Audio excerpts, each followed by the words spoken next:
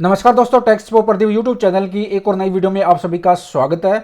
और आज की इस वीडियो में मैं आपको बताऊंगा और दिखाऊंगा कि अगर आप एक पीएफ अकाउंट होल्डर्स हैं और ईपीएफओ की जो पासबुक की वेबसाइट है, पोर्टल है, वहां पर जाकर यहां पर आप अपना 12 डिजिट का यूनिवर्सल अकाउंट नंबर और यहां पर पासवर्ड और ये जो कैप्चा कोड है यहाँ पे मेंशन करके जब लॉगिन कर लेते हैं, तो चलिए मैं लॉगिन कर लेता हूं। जब आप लॉगिन साइन इन कर लेते हैं तो इस तरह का जो है इंटरफेस आपको दिखाई देगा और यहाँ पे सेलेक्ट मेंबर आईडी और यहाँ पे एक बॉक्स है, please select at least one member ID. और यहां पर क्लिक करके जब आप अपनी पीएफ मेंबर आईडी सेलेक्ट करते हैं और यहां पे व्यू पासबुक यानी कि अपना पीएफ का पैसा चेक करने के लिए, पासबुक चेक करने के लिए जैसे आप इस पर क्लिक करते हैं या फिर व्यू पासबुक ओल्ड इस पर क्लिक करते हैं तो इस तरह का जो है मैसेज आता है, passbook not available to this member ID as this pertain to exempted establishment I trust. तो इसका मतलब क्या है, क्यों आपकी पीएफ की पासबुक जो है आपको दिखाई नहीं दे रही, क्यों आपको नहीं पता चल रहा कि आपका पीएफ का पैसा कितना है। तो आज की इस वीडियो में मैं आपको बताऊंगा।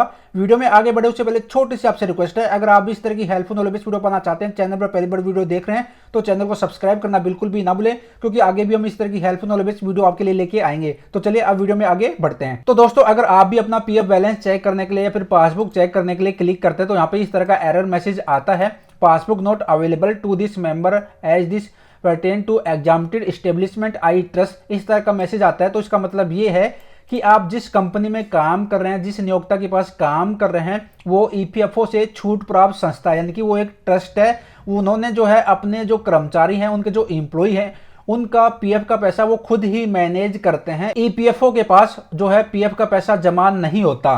तो अगर आपको भी इस तरह का मैसेज दिख रहा है तो भाई आपकी जो कंपनी है जहां पर आप काम कर रहे हैं वो ईपीएफओ से छूट प्राप्त संस्था है, यानी कि उनका अपना एक पीएफ ट्रस्ट है और उनके जो कर्मचारी हैं, उनके जो एम्प्लॉय है, वो उनका पीएफ का पैसा खुद ही मैनेज करते हैं। तो इसके लिए अपनी पासबुक चेक करने के लिए कि आपका टोटल बैलेंस कितना हुआ है, टोटल पीएफ का पैसा कितना हो गया है, या फिर एडवांस में पीएफ का पैसा निकालने के लिए या फिर पूरा पीएफ का पैसा निकालने के लिए आपको अपनी कंपनी में बात करना पड़ेगा। आपकी कंपनी का जो एचआर डिपार्टमेंट है या फिर पीएफ डिपार्टमेंट है या फिर एडमिन डिपार्टमेंट है, उनसे बात करना पड़ेगा। उनको बोलना पड़ेगा कि मेरे को अपना पीएफ का पैसा निकलवाना है, तो वो आपको फॉर्म देंगे। वो फॉर्म भर के आपको अपनी कंपनी में ही जमा कराना पड़ेगा, तो आपकी कंपनी से ही जो है आपका पीएफ का पैसा निकलेगा। तो इसका मतलब यही है कि आपकी जो कंपनी है वो एग्जाम्प्टेड एस्टेब्लिशमेंट है, यानी कि छूट प्राप्त संस्था है। वो अपने कर्मचारियों का पैसा जो है, पीएफ का पैसा खुद ही मैनेज करते हैं। उनका जो है एक पीएफ ट्रस्ट है, ठीक है। तो ये अगर आपको इस तरह का एरर मैसेज आ रहा है तो आपको अपनी कंपनी में, नियोक्ता में बात करना पड़ेगा और वहीं से आपका पीएफ का जो है सेटलमेंट होगा, पीएफ का पैसा निकलेगा। अब यहाँ पे मैं आपको चलते चलते एक बात और बता देता हूँ कि अगर आपको ये नहीं पता कि ईपीएफओ जो है हर साल जो है इनका जो पीएफ का जो पैसा रहता है, पीएफ अकाउंट होल्डर्स रहते हैं, उनको हर साल जो है फाइनेंशियल ईयर के लिए जो है ब्याज देता है, यानी कि इंटरेस्ट देता है। तो ईपीएफओ जो भी डिसाइड करता है इंटरेस्ट अपने पीएफ अकाउंट होल्डर्स के लिए, तो उनको भी वही ब्याज मिलता है। और आप जो है अपनी कंपनी में काम कर रहे हैं, जो ट्रस्ट है यानी कि छूट प्राप्त जो संस्था है, उनको जो पीएफ अकाउंट होल्डर्स है उनको भी जो है वही सेम ब्याज मिलता है। तो दोनों के लिए ब्याज सेम है, उसमें किसी भी तरीके का जो है फेरबदल नहीं होता। अब चलते चलते एक बात और बता देता हूं आपको कि आपका जो पीएफ का पैसा रहता है वही अमाउंट आपकी कंपनी के पास जमा होता है।